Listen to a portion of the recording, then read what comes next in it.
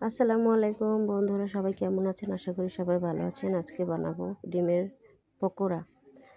প্রথমে আলুগুলোকে সেদ্ধ করে নিয়েছি। আলুগুলোর মাঝে পেঁয়াজ কুচি, মরিচ কুচি, ধনিয়া গুঁড়া, জিরার গুঁড়া, হলুদের গুঁড়া ভালো করে মেখে নেব। স্বাদ মতো লবণ দিয়ে মেখে নেব। এরপরে কড়াইতে পেঁয়াজ এবং মরিচ ভেজে এর ভিতরে ডিমগুলোকে দিয়ে দেব।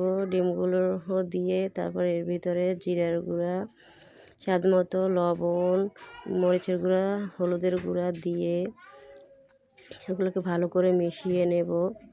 ভালো করে মিশিয়ে নেওয়ার পরে এগুলোকে ভালো করে একদম ঝরঝরা করে নেব। ঝরঝরা করে লাল লাল করে ভাজতে থাকবো। যতক্ষণ লাল লাল না হয় ততক্ষণ ভাজতে থাকবো। লাল লাল হওয়ার পরে আলুগুলোর সাথে একসাথে দিয়ে দেব। সবগুলো একসাথে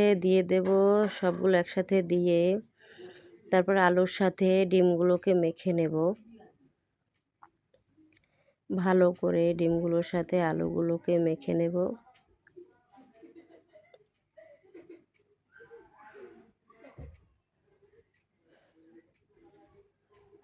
মাখা হয়ে গেলে এগুলোকে ছোট ছোট করে বলের মতো করে নেব।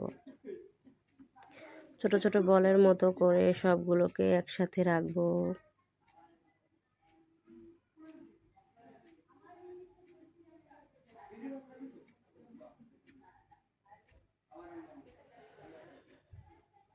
এরপর বেসনটাকে গুলিয়ে নিয়েছিলাম আগে।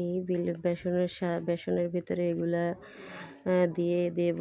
দিয়ে দেওয়ার পরে বেসনের সাথে মেখে ভালো করে তেলের ভিতরে ছেড়ে দেব।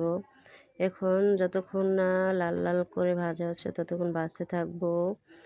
লাল লাল করে ভাজা হয়ে গেছে, এবার তুলে নিয়েছি। এই যে আমার গরম